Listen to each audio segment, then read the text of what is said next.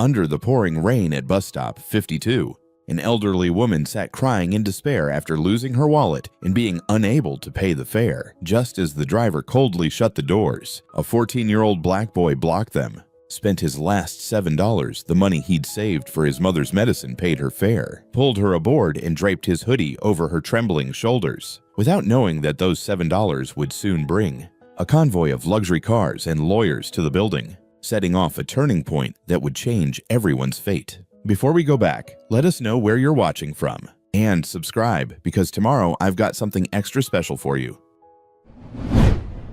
The rain came down in sheets that night, the kind of cold that seeped through your clothes and settled into your bones. Under the flickering yellow light of the bus shelter, everything looked worse than it actually was, which, considering how bad it actually was, said something. Charlotte Whitmore stood there, and honestly, she looked like hell.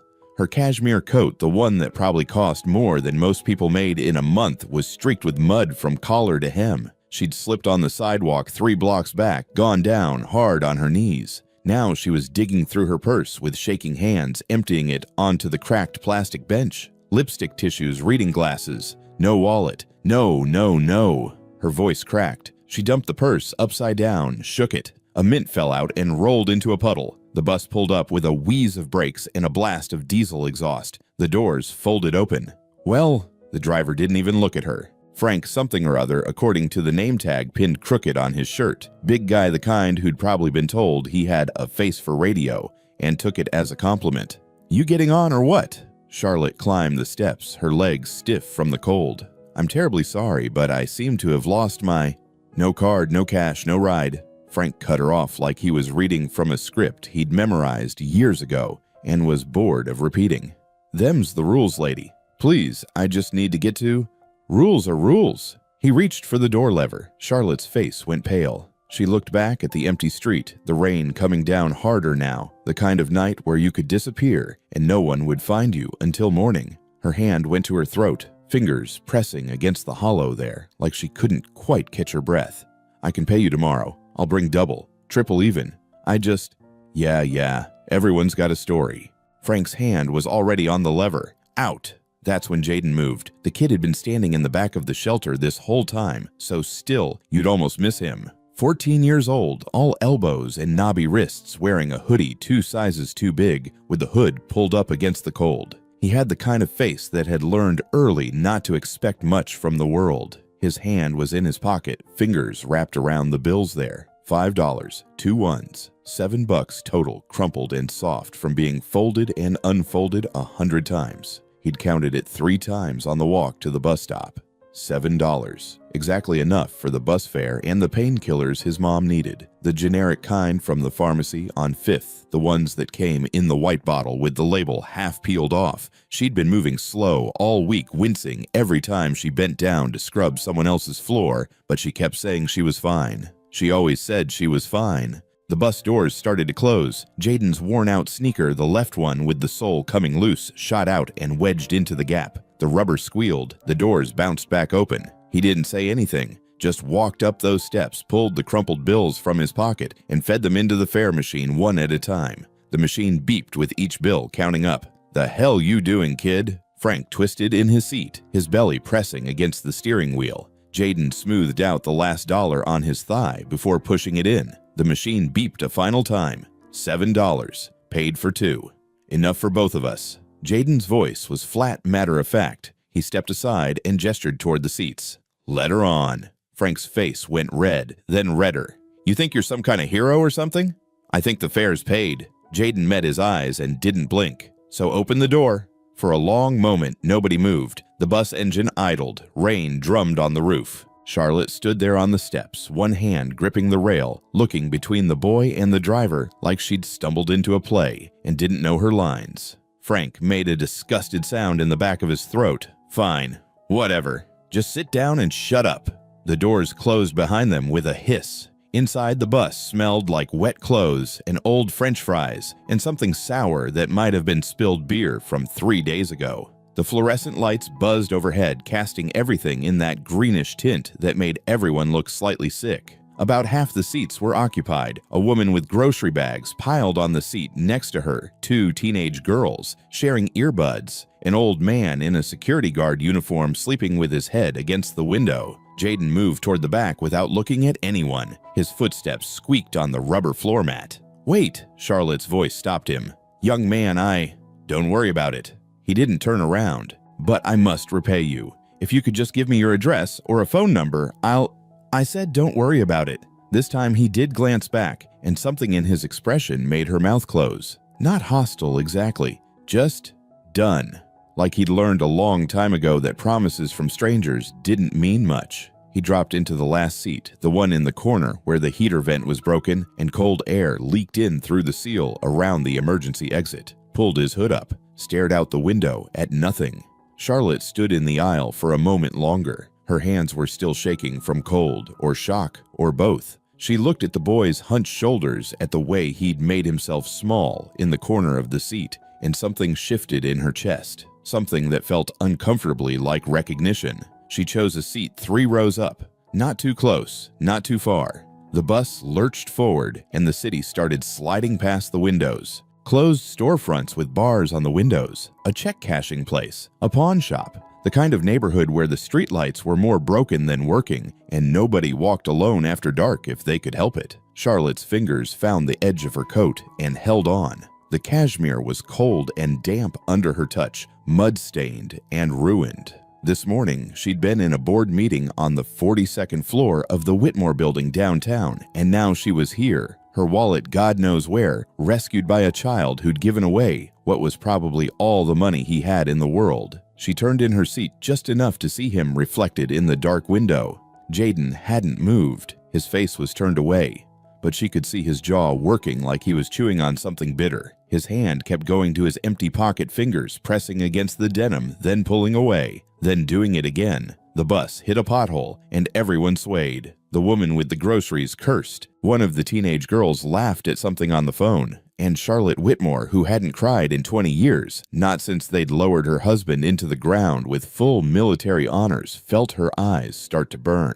She blinked hard, looked away, pressed her lips together until the feeling passed. Outside, the rain kept falling. Inside, the bus rattled on through the night, carrying 2 strangers who just saved each other without knowing it yet. $7, and everything was about to change. The heating system gave up somewhere around Maple Street. Charlotte felt it first, that absence of warmth, the way the air inside the bus suddenly matched the air outside. She pulled her coat tighter, but it didn't help. The mud-stained cashmere might as well have been tissue paper. Her shoulders started to shake. She tried to hide it, pressing her arms against her sides, but the shivering got worse. Her teeth chattered. The woman with the groceries glanced over, then quickly looked away. Nobody wanted to get involved, except apparently one stupid kid who'd already given away his last $7. Charlotte heard the squeak of sneakers on wet rubber. Then Jaden was standing in the aisle beside her, pulling his hoodie over his head in one smooth motion. Underneath, he wore just a thin, gray t-shirt with a faded logo she couldn't make out. "Here." He held out the hoodie. Charlotte stared at it. "I couldn't possibly. You're freezing." He pushed it toward her again. "Just take it." "But you'll be cold." "I'm fine." The lie was obvious. Goosebumps were already rising on his arms, but his face didn't change. "It blocks wind pretty good. Better than that coat." Charlotte's hands moved before her brain caught up, taking the offered sweatshirt. It was warm from his body heat and heavier than she expected. She pulled it over her shoulders like a shawl and immediately felt better. It smelled like laundry detergent and something else. Something young. Alive.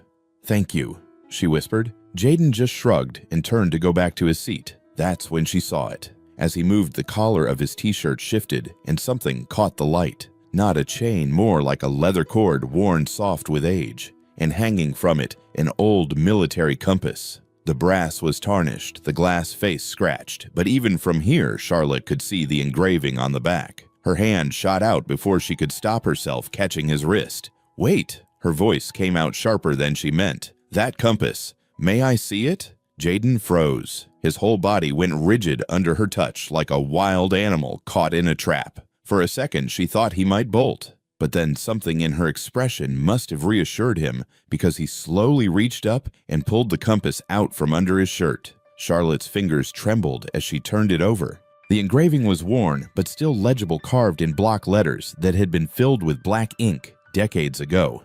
Cap John Miller, 82nd Airborne Division. The bus swayed. Someone coughed. Charlotte's world tilted sideways.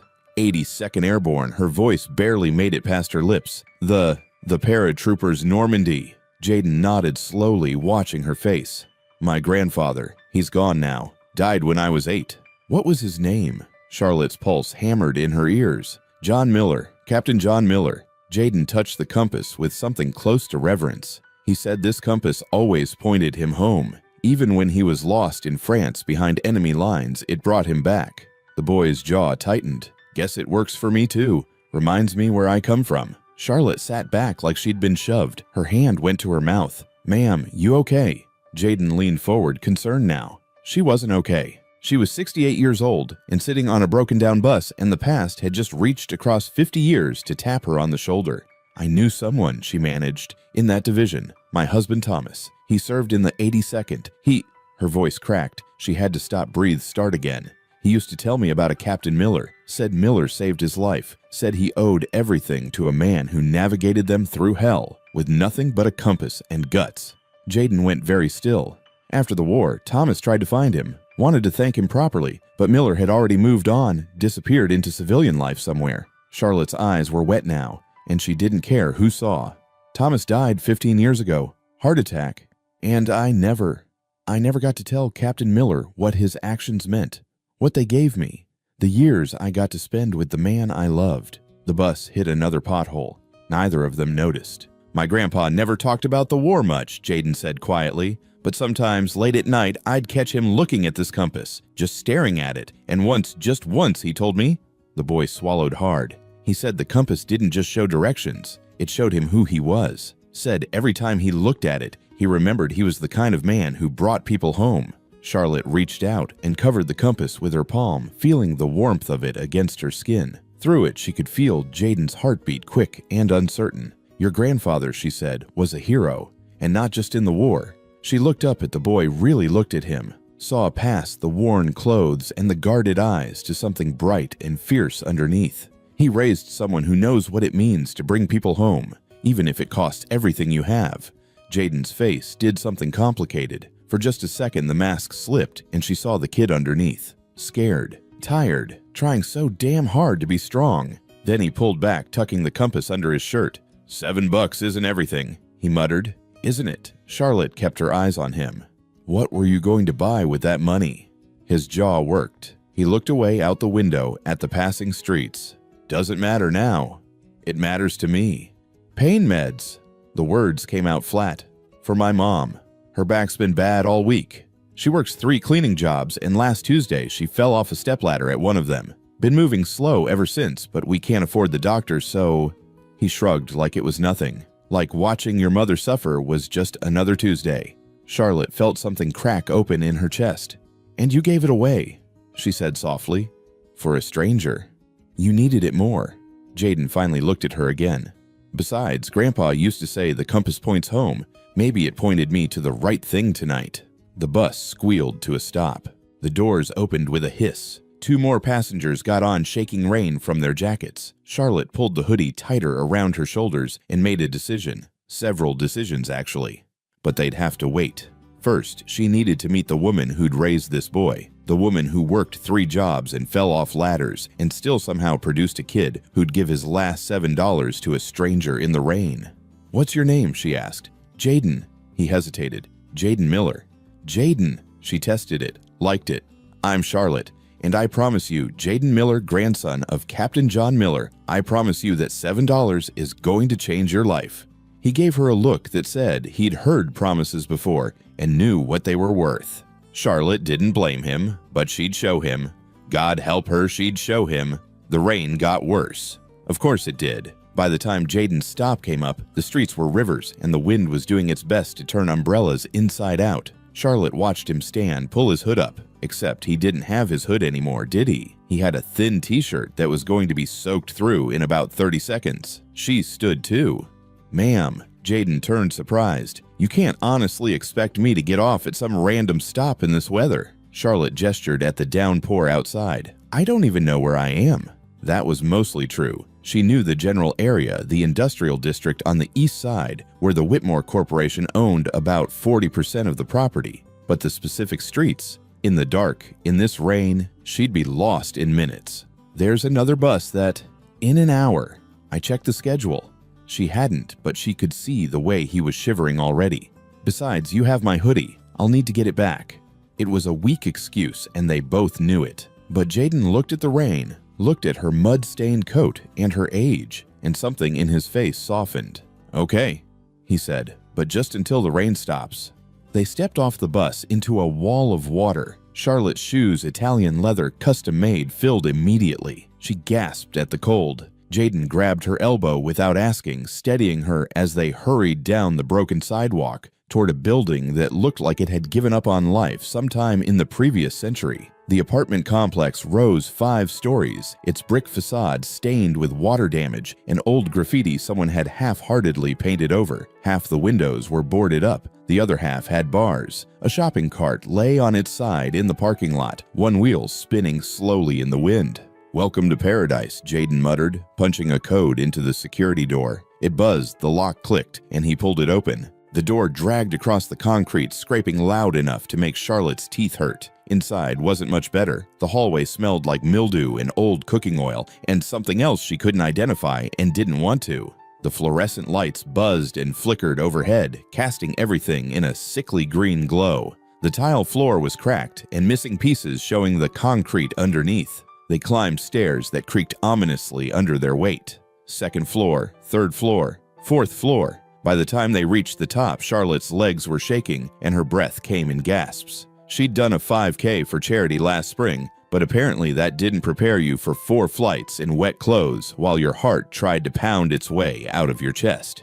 "You okay?" Jaden hovered nearby, uncertain whether to help or give her space. "Fine." She leaned against the wall just for a second.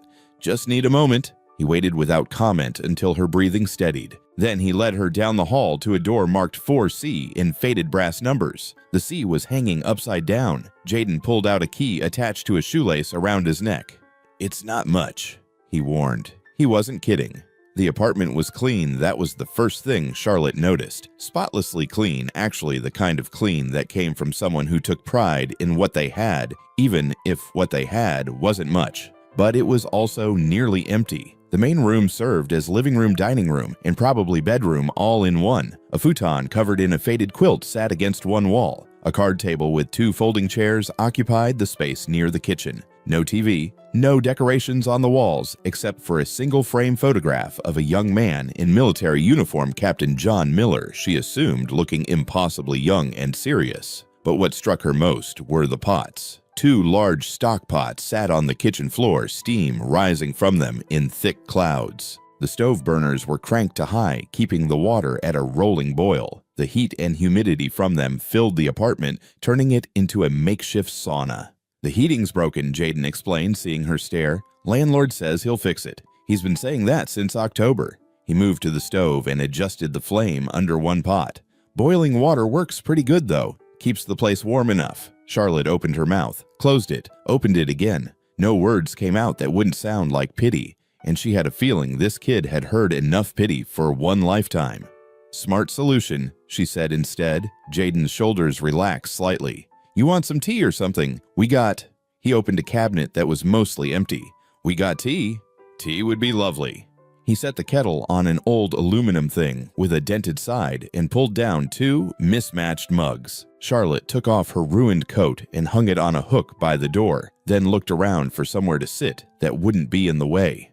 "Futon's fine," Jaden said, catching her hesitation. "Mom won't mind." Charlotte lowered herself onto it carefully. The springs groaned but held. Through the thin walls, she could hear a baby crying somewhere, and a TV turned up too loud, and voices raised in an argument that sounded like it had been going on for days. The kettle started to whistle. That's when the door opened. The woman who came through it was maybe 35, but looked older the way people do when they've worked too hard for too long. She had Jaden's eyes, that same watchful, guarded look, and moved with a careful stiffness that spoke of pain barely held in check.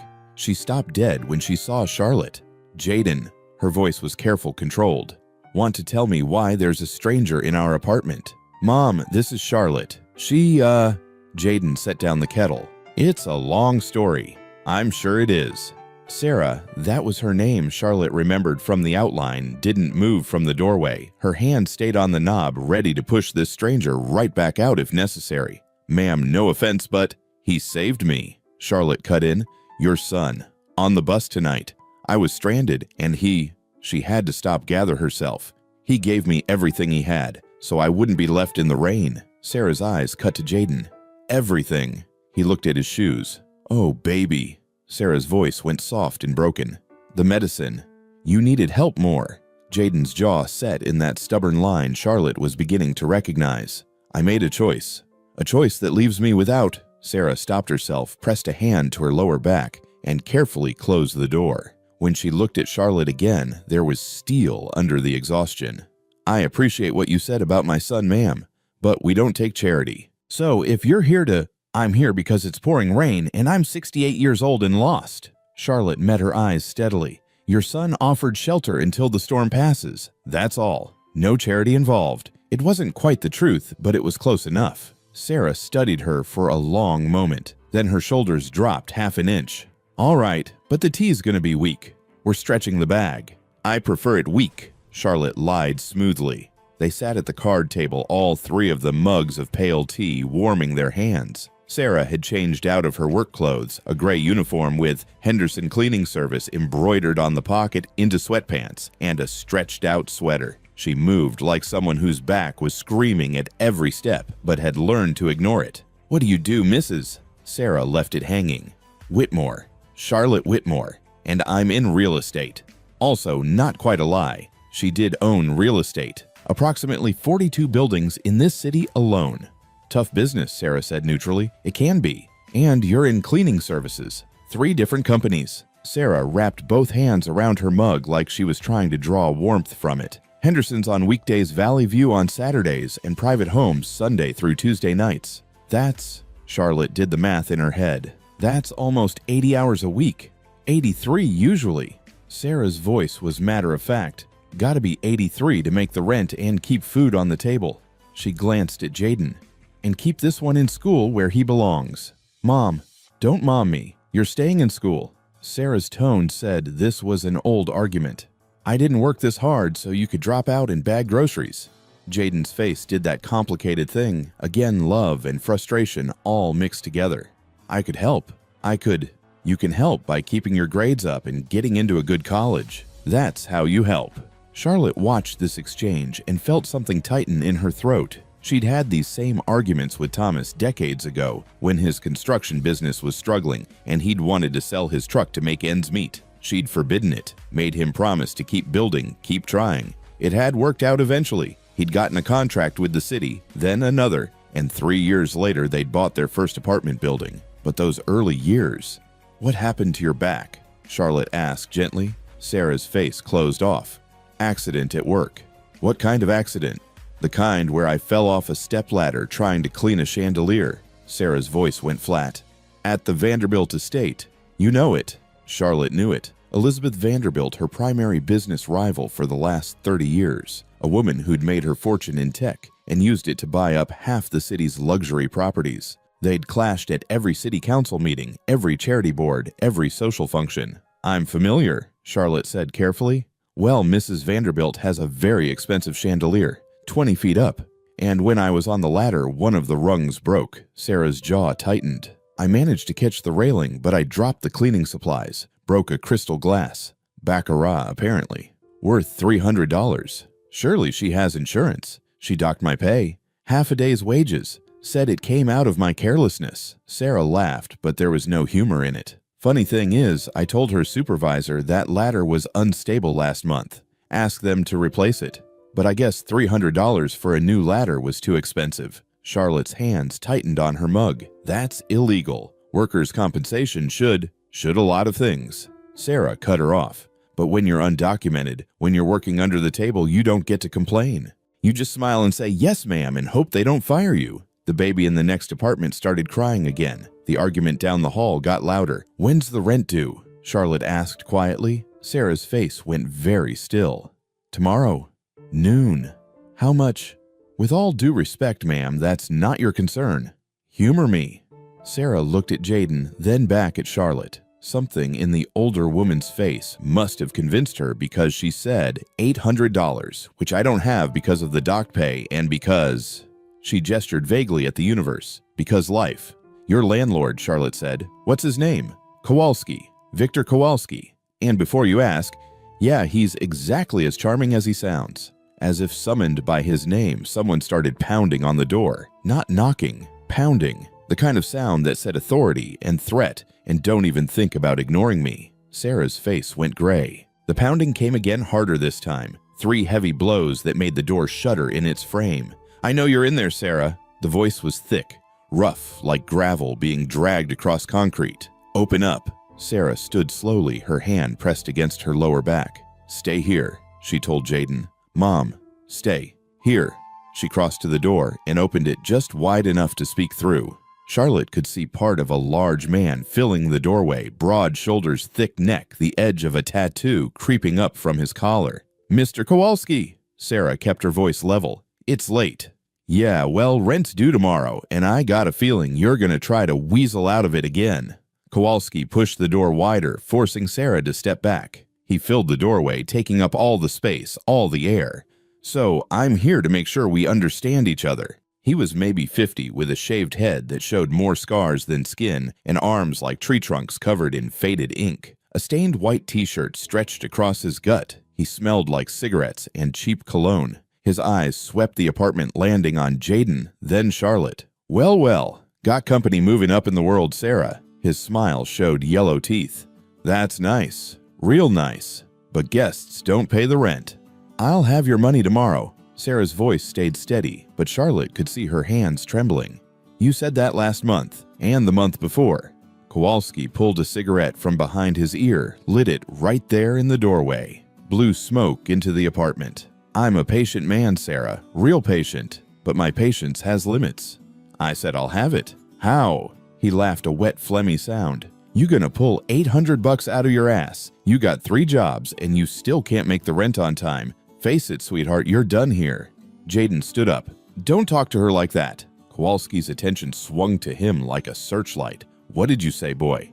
Jaden, sit down. Sarah's voice cracked, but Jaden didn't sit. He stood there, all 6 feet of 14-year-old fury hands clenched at his sides. I said don't talk to her like that. Or what? Kowalski took a step into the apartment, then another. He was at least 6'2" and probably 250, all of it mean. You gonna do something about it, Junior? That what you think? Mr. Kowalski, please. Sarah moved between them. Please, what? Please be nice. Please give you more time. Kowalski's face twisted. You know what your problem is, Sarah. You're soft. You and this kid, both of you. Too soft for this world. He reached into a garbage bag he'd brought with him. Charlotte hadn't noticed it before and pulled out a handful of trash. Rotting food, wet newspapers, something that might have been a diaper. He threw it onto the floor of the apartment. That's from 3B. They moved out last week, left their garbage. Figured you could have it since you're going to be joining them soon. Get out. Sarah's voice shook now. Get out of my home. Your home, Kowalski laughed again. It's my home, Sarah. I own it. You just live here. And He made a show of checking his watch. In about 16 hours, you don't even do that anymore. That's when his eyes landed on Charlotte again, still sitting at the card table with her weak tea.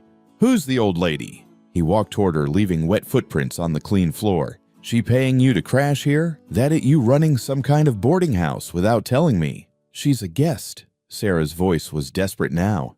Just until the rain. I don't allow guests. Says so in the lease. Additional occupants require written permission and a $50 monthly fee. Kowalski bent down, peering at Charlotte. His breath was terrible. So either she pays up or she leaves. Right now. Charlotte looked at him. Really looked at him. At the stained shirt and the cigarette and the casual cruelty in his eyes. She'd met men like this before. Men who had a little bit of power and used it to make themselves feel big by making others feel small. I think, she said quietly, that you should leave. Kowalski blinked. Then he started laughing. You think. He turned to Sarah. Where'd you find this one, the nursing home? I'm serious, Charlotte continued in that same quiet voice. You should leave this apartment. Leave this building, actually. While you still can." Something in her tone made him stop laughing. He straightened up, looking at her more carefully now. "That a threat, Grandma? An observation." His face went red. "You know what, screw the 16 hours. I want you out tonight, all of you. Pack your shit and—" "No." Sarah stepped forward. "The lease says we have until noon tomorrow. That's the law." "The law." Kowalski's voice rose. "You want to talk about the law? Fine. Let's talk about the law. Let's talk about how you're living here with no proper documentation. Let's talk about how you're working off the books paying no taxes. Let's talk about what happens when I make a phone call to INS." Sarah went white. "Yeah," Kowalski said softly. "That's what I thought. So here's what's gonna happen. You're gonna be out by noon tomorrow, or I make that call. We clear?" "Crystal," Sarah whispered. "Good." He dropped the cigarette on the floor, ground it out with his boot, headed for the door, paused. "Oh, and Sarah, don't even think about stiffing me on the cleaning deposit. I want this place spotless when you leave. Every stain, every mark. Otherwise, I keep it all." He left. The door hung open behind him. For a long moment, nobody moved. Then Sarah's legs gave out. She sat down hard on the floor right there by the pots of boiling water and put her face in her hands. Her shoulders shook, but she didn't make a sound. Jaden went to her, knelt beside her, put his arms around her. "We'll figure it out," he said. "We always figure it out." But his voice was thin, stretched tight over desperation.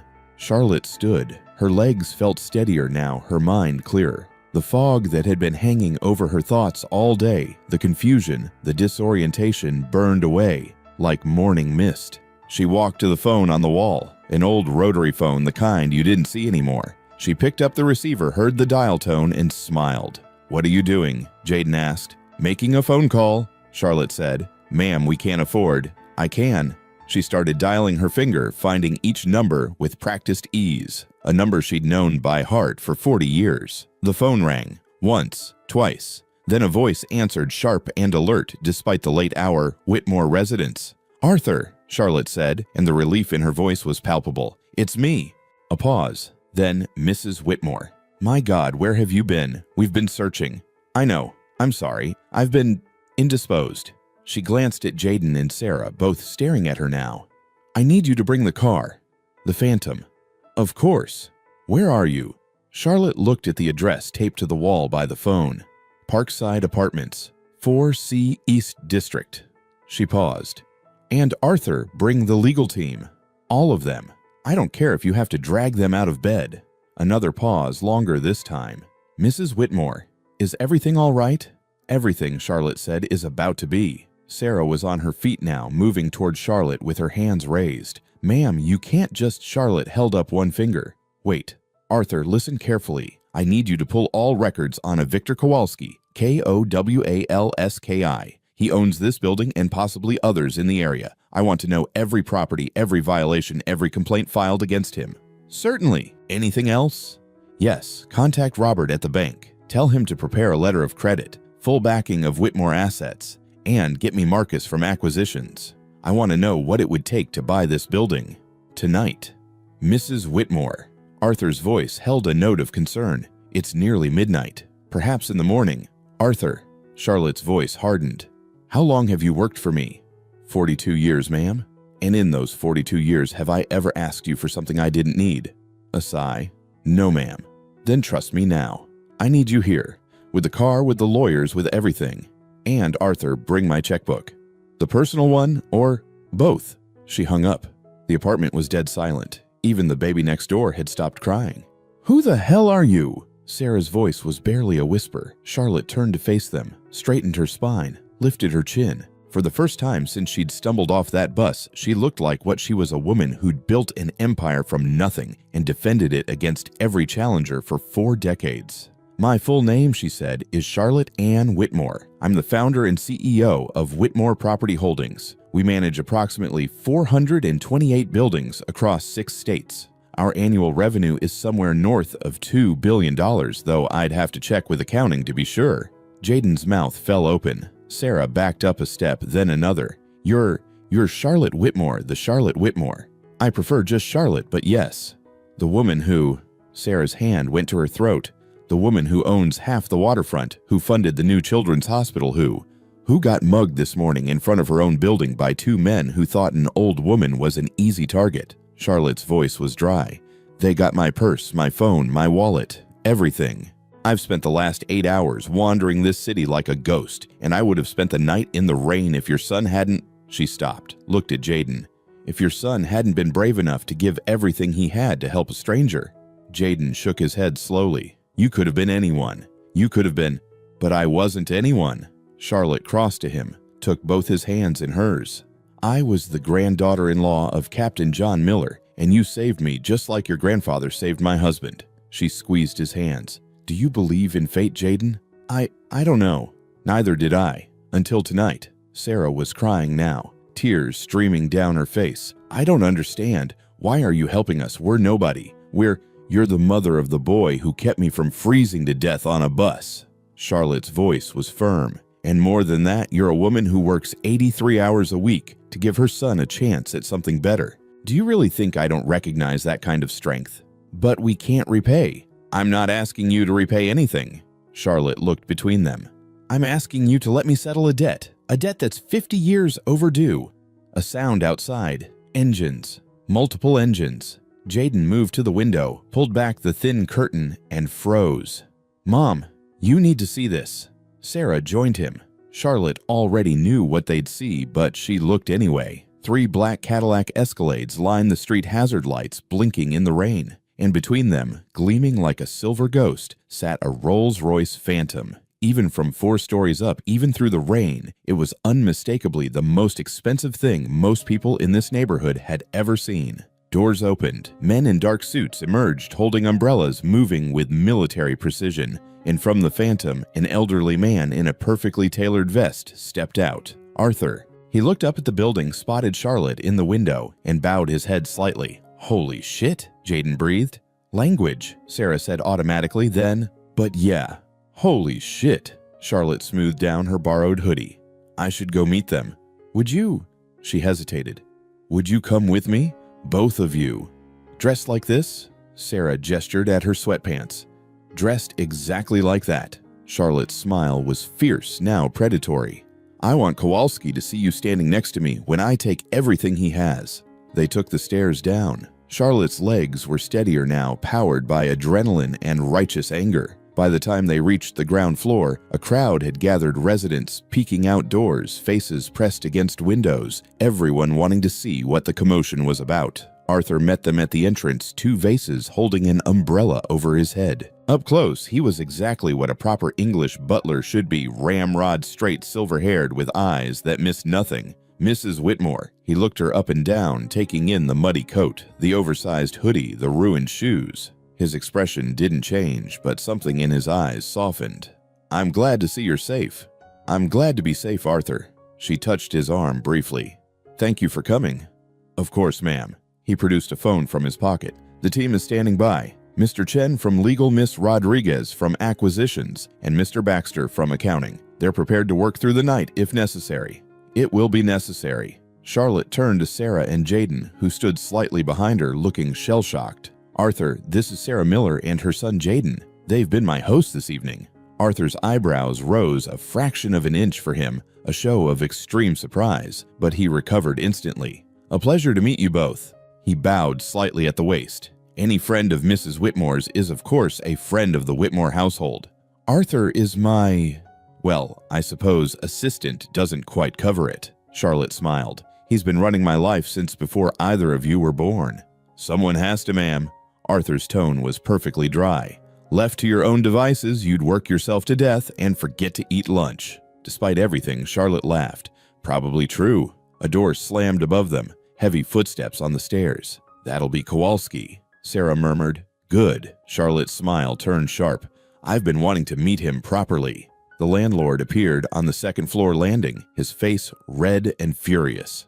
What the hell is going on down here? You think you can just— He stopped dead when he saw the cars. The men in suits. Arthur in his 3-piece vest. His eyes swung to Charlotte, still wearing Jaden's hoodie and her muddy coat. For a moment, confusion crossed his face, then recognition slow and dawning. Oh shit, he said. Indeed, Charlotte replied. Mr. Kowalski, I presume we need to talk. About this building, about your tenants. and about what's going to happen next. She started walking toward him, Arthur one step behind Sarah and Jaden flanking her sides. And Victor Kowalski, who'd spent years making people feel small, took a step backward. Kowalski recovered fast. Charlotte had to give him that much. "Listen, lady, I don't care who you think you are." He started down the stairs, each step heavy with false confidence. "You can't just roll up here with your fancy cars and—" "Arthur!" Charlotte didn't raise her voice. Didn't need to. Arthur pulled a tablet from inside his jacket, tapped it twice, and turned it to face Kowalski. "Victor Kowalski, age 53, owner of Parkside Apartments and 6 other properties in the East District, all purchased through questionable loans from Meridian Capital between 2018 and 2022. Currently in violation of," he scrolled, "47 housing code violations across your properties: unlicensed electrical work, unpermitted construction, failure to maintain essential services, heating specifically." He looked up. "Shall I continue?" Kowalski's face went from red to purple. "You can't just, that's private information. It's public record, actually." Arthur's tone was almost bored. "It took my team approximately 45 minutes to compile. Your building inspector is remarkably thorough in his reports. Shame you've been ignoring them." More doors were opening now. Mrs. Chen from 2A, who Charlotte had heard through the walls earlier, the young couple from 3C with the baby, an elderly man with a walker from the first floor. They gathered in doorways on the stairs watching. "You got no right," Kowalski started. "I have every right." Charlotte stepped forward, and something in her movement made him shut up. "I have the right of someone who understands what power actually means, and what it doesn't mean." She turned to face the growing crowd of residents, saw their faces tired, wary, afraid to hope for anything better.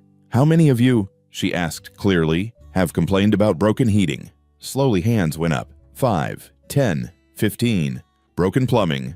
More hands. Requested repairs that never came, paid rent that disappeared into nothing while your children slept in coats because there was no heat. Nearly every hand was raised now. Charlotte turned back to Kowalski. "Here's what's going to happen. Arthur."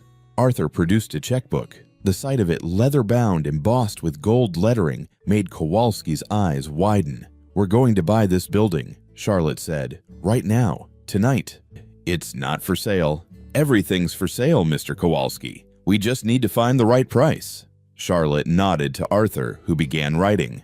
"Your mortgage on this property is $420,000. You've missed the last 2 payments. The bank is preparing to foreclose. I had my team check." Kowalski's jaw worked. He didn't deny it. "So here's my offer. $500,000 cash. You sign the deed over tonight, you walk away with enough to pay off your debt and have money left over." "That's," Kowalski's face twisted, "that's barely above water. This building's worth at least $700. This building is worth whatever someone's willing to pay for it. And given that it's currently a death trap with more violations than apartments, I'd say $500 is generous." Charlotte's smile had no warmth in it.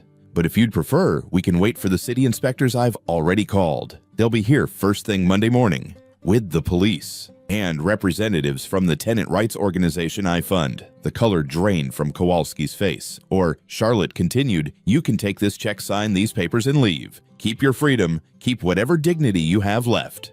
Arthur held out a pen. For a long moment, Kowalski just stood there. Charlotte could see the calculation happening behind his eyes. Anger versus self-preservation, pride versus survival. Self-preservation won. "Fine." He snatched the pen. "Where do I sign?" "Arthur will show you." Charlotte gestured toward one of the escalades, where a woman in a gray suit was setting up a portable table under an awning. "Miss Rodriguez handles all our acquisitions. She'll walk you through it." As Kowalski trudged toward the car, Charlotte turned to Sarah. The younger woman was staring at her like she'd just watched someone part the Red Sea. "You just—" Sarah's voice failed. She tried again. "You just bought our building." "Technically, Whitmore Holdings bought it. But yes." Charlotte looked up at the structure, the cracked bricks, the boarded windows, the general air of neglect. "It's going to need work. A lot of work. New heating system, obviously. Plumbing upgrades, electrical repairs. Probably a new roof. That'll cost." Sarah did some mental math and gave up. "About $2 million, according to the preliminary estimate Arthur got from our contractors." Charlotte smiled at Sarah's expression. "Don't worry. We have good people. It'll be done right. But the rent." Sarah's hand went to her throat. If you're putting $2 million into renovations, the rent will stay exactly the same. That's non-negotiable. Charlotte's voice was firm. This building will be part of our affordable housing portfolio. Fair rent, proper maintenance, no harassment. That's how we do things. The crowd of residents had crept closer, drawn by the conversation. Mrs. Chen spoke up, her voice heavily accented. You're saying, heat will work. No more broken promises. I'm saying the heat will work, the plumbing will work, and if anything breaks, you'll have a phone number that actually gets answered. Charlotte looked around at all of them. You deserve to live somewhere safe, somewhere warm. And now, you will. Mrs. Chen started crying. Then the young mother from 3C. Then others. Sarah wasn't crying. She was staring at Charlotte with an expression that went beyond gratitude into something closer to awe or terror. Maybe both. Why? Sarah whispered. We're strangers. You don't owe us. Your son gave me his last $7. Charlotte's voice was soft now, meant just for Sarah and Jaden. Do you have any idea how rare that is? How impossibly beautifully rare? She shook her head. I've spent 40 years in business, Sarah. I've seen what people do when they have power, and what they do when they don't. Your son had nothing and he gave it anyway. That's not something you can teach. That's character. He learned it from his grandfather, Sarah said, her voice thick. And from his mother. Charlotte met her eyes. Don't sell yourself short. This boy didn't learn generosity from nowhere. Jaden, who'd been quiet this whole time, finally spoke. What happens to us now? Now. Charlotte turned to him. Now we go somewhere warm and dry and we talk about your future. Both of you. She glanced at Arthur. Is the car ready? Always, ma'am.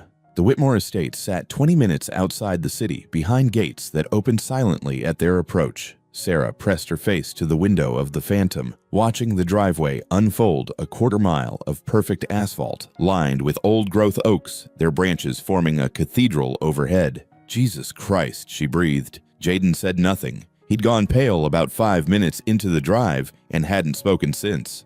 The house mansion really, though, Charlotte hated that word, emerged from the darkness like something from a dream. 3 stories of Georgian brick, warm light glowing from every window columns, framing the entrance like sentries. Arthur pulled smoothly to a stop. A woman in a dark suit was already at the door, holding an umbrella. That's Mrs. Reeves, Charlotte explained. She runs the household. Don't let her scare you. She's fiercer than she looks, but fair. Sarah laughed high and slightly hysterical. None of this is real. I'm going to wake up in 4C with the rent still due and... Charlotte took her hand. It's real. I promise you, Sarah, it's all very real. Inside was warmth and light and the smell of something baking. The entry hall alone was bigger than Sarah's entire apartment, marble floors, a chandelier that probably cost more than Sarah had made in the last 5 years, a sweeping staircase that curved up to the second floor. Hungry? Charlotte asked. Jaden's stomach answered for him with a growl that echoed off the marble. Kitchen it is. Charlotte led them through rooms that Sarah couldn't even process, a library with floor-to-ceiling books, a sitting room with furniture that looked like it belonged in a museum, a dining room with a table that could seat 20. The kitchen was huge and modern and currently occupied by a man in a white chef's coat who was pulling cookies from an oven. Mrs. Whitmore, he beamed. We were so worried. Are you all right? Do you need anything I can make? Marcus, breathe. Charlotte smiled. I'm fine, but my guests are hungry. Very hungry. Say no more. Marcus was already moving, pulling things from the refrigerator. Steaks, I have beautiful ribeyes. Or if you prefer, there's salmon, or I could do pasta, or... Everything, Charlotte said. Make everything. 20 minutes later, Sarah and Jaden sat at the kitchen island in front of a spread that looked like something from a restaurant. Perfectly seared steaks, butter-poached lobster tails, roasted vegetables that still had a snap to them, fresh bread that steamed when you broke it open. Sarah cut into her steak and nearly moaned. Oh my God. Marcus used to work at Le Bernardin, Charlotte said, picking at her own plate. I stole him 5 years ago. Best decision I ever made. Jaden ate like he was afraid someone would take the food away. 3 bites in, he paused, looked at Charlotte, and said with his mouth full, This is the best thing I've ever tasted. Don't talk with your mouth full, Sarah said automatically. Then, but yeah, he's right. They ate until they couldn't eat anymore. Then Marcus brought out dessert chocolate lava cakes with vanilla ice cream, and somehow they found room for that too. When the plates were finally empty, Charlotte pushed a folder across the counter. What's this? Sarah asked. Open it. Sarah did. Her eyes scanned the first page, then stopped, then went back to the top and started again slower. She looked up. This is a job offer. Property manager for the Whitmore Affordable Housing Division, Charlotte confirmed. You'd oversee all our low-income properties. Make sure they're maintained properly, make sure tenants are treated fairly, make sure another Kowalski never happens again. I don't have any experience. You have the experience that matters. You know what it's like to be on the other side, to be ignored, dismissed, exploited. Charlotte's voice was gentle but firm. I can teach you the business side. I can't teach you empathy. And that's what this job needs most. Sarah's hands were shaking as she turned pages. The salary is $120,000 annually, plus full health insurance, dental vision, 401k matching, 3 weeks paid vacation to start. Sarah's eyes filled with tears. That's more than I make in 2 years. That's what the position pays. You'd be managing 40 buildings, coordinating with contractors, handling tenant relations. It's a real job, Sarah, with real responsibilities. Sarah's voice broke. I don't know what to say. Say you'll think about it, Charlotte smiled. Though I should mention the position comes with a company car and a housing stipend. Can't have my property manager living in substandard conditions. Bad optics. Sarah laughed and cried at the same time. You're serious. You're actually serious. I'm always serious about business. Charlotte turned to Jaden. And speaking of business, she pulled out another folder. This one was thinner. Jaden Miller, currently attending Roosevelt High, I assume. Jaden nodded, wary. GPA, 3.8, he said quietly. Good. Not great, but good. Room for improvement. Charlotte opened the folder. Here's what I'm proposing. The Whitmore Foundation has a scholarship program. Full ride to any university you want. Tuition room, board books, everything. Jaden's fork clattered to the plate. But, Charlotte continued, scholarships aren't given, they're earned. So here's the deal. You keep your grades up. You graduate. And during summers, you work for me. Learn the business. Start from the ground up maintenance, leasing, property management. By the time you finish college, you'll understand every aspect of real estate. Why? Jaden's voice was barely audible. Why would you do this? Charlotte reached across the counter and turned his hand over. There, on a leather cord around his wrist, was the compass. He'd moved it from his neck, but he still wore it. Because your grandfather saved my husband's life, Charlotte said simply. Because you saved mine. And because... She paused, choosing her words carefully. Because I spent 40 years building an empire, Jaden. I have more money than I could spend in 10 lifetimes. And what's the point of all that if I can't use it to give someone like you the chance you deserve? I'm not special. You gave your last $7 to a stranger. Charlotte's voice was fierce now. In a world that had given you every reason to be selfish, to look out for only yourself, you chose kindness. You chose generosity. That's not just special, Jaden. That's extraordinary. Arthur appeared in the doorway. Mrs. Whitmore, Dr. Patterson is here for Mrs. Miller. Perfect timing. Charlotte stood. Sarah, I took the liberty of calling my personal physician. He's going to look at your back. No arguments. I can't afford. Neither can I. That's why I'm paying. Charlotte's tone allowed no discussion. Arthur will show you to the examination room we set up in the East Wing. As Sarah was led away, still protesting weakly, Charlotte turned back to Jaden. Come with me. There's something I want to show you. She led him through the house to a room that was clearly a study. Dark wood paneling, leather chairs, a fireplace with a fire already burning, and on the mantel in a glass case a medal, the Medal of Honor. That was my husband's, Charlotte said softly. Thomas Whitmore. He served in the 82nd Airborne, your grandfather's unit.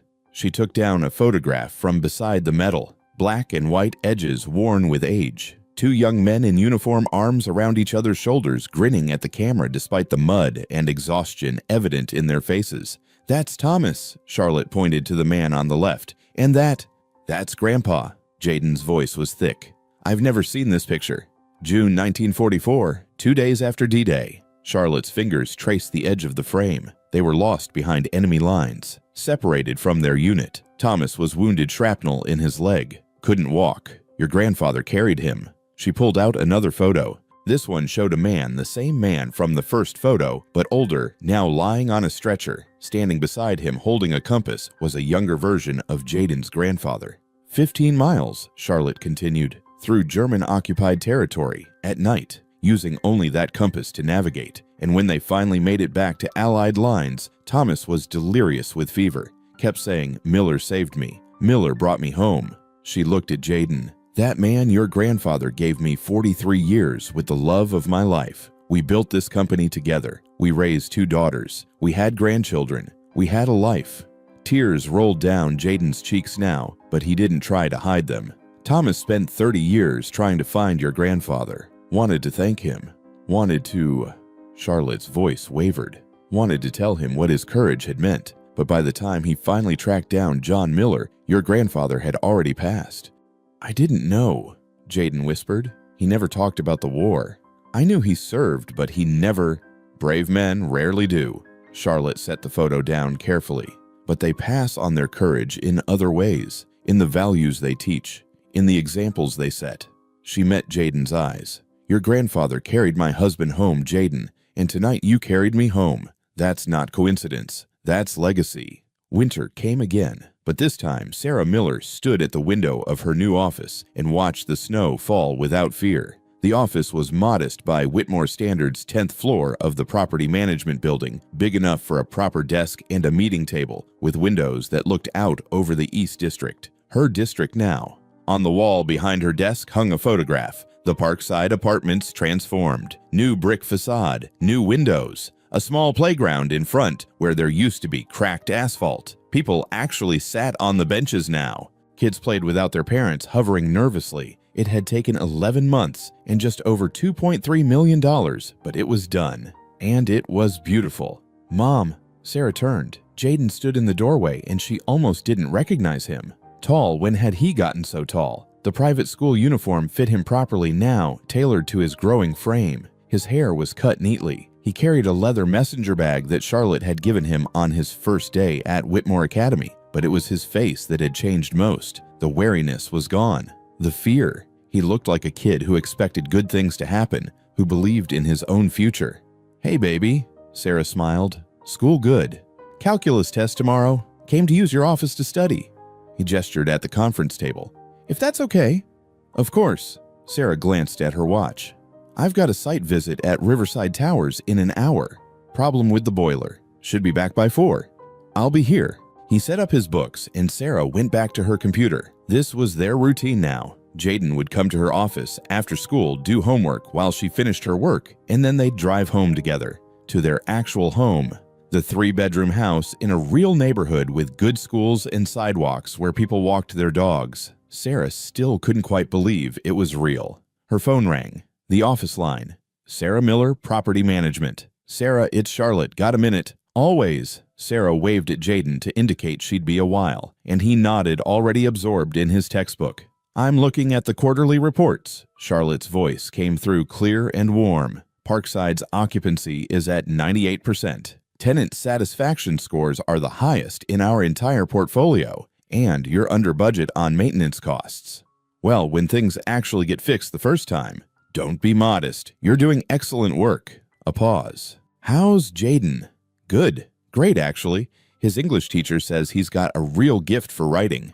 "Doesn't surprise me. That boy notices things, feels things." Charlotte's tone shifted slightly. "Listen, I'm calling because I wanted to run something by you. The foundation is expanding our scholarship program. We want to bring on a student liaison, someone who can connect with the kids, help them navigate applications, that sort of thing. Part-time position, but it pays well. And I think Jaden would be perfect for it." Sarah felt her chest tighten with pride. He'd love that. He's been talking about wanting to do more, give back somehow. "Runs in the family." Charlotte laughed. "Tell him to call me tomorrow. We'll work out the details."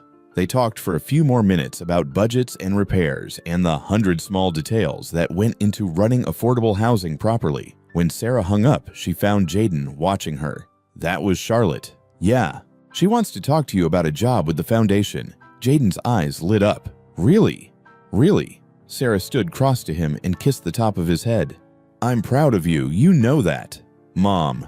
He squirmed, but he was smiling. "I mean it. You could have been bitter about how we grew up, about everything we didn't have. But instead," she gestured at his books, at his uniform, at the world of opportunity that had opened up in front of him. "Instead, you turned into this." "I learned from the best." Jaden pulled something from his pocket. A small frame about the size of a playing card. Inside, pressed between two pieces of glass, were 3 bills. A 5, 2 ones, $7. I keep this in my locker at school, Jaden said quietly.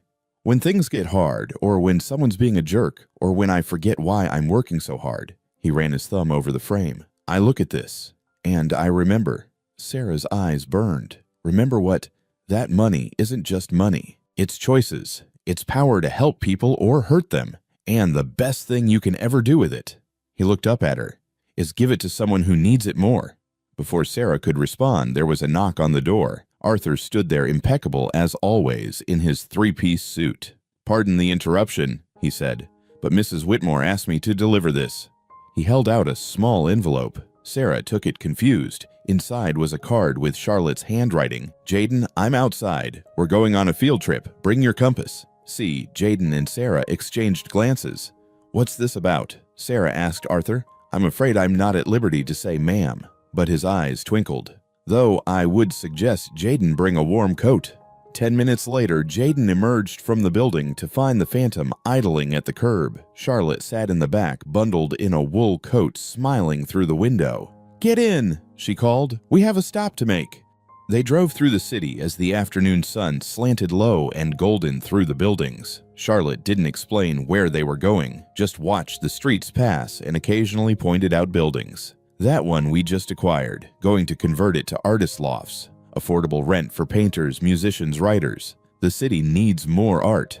That one we sold last year. The new owners are turning it into a tech incubator. Good for the neighborhood. And that one, she pointed to a gleaming tower of glass and steel. That's the Vanderbilt building. Elizabeth's pride and joy.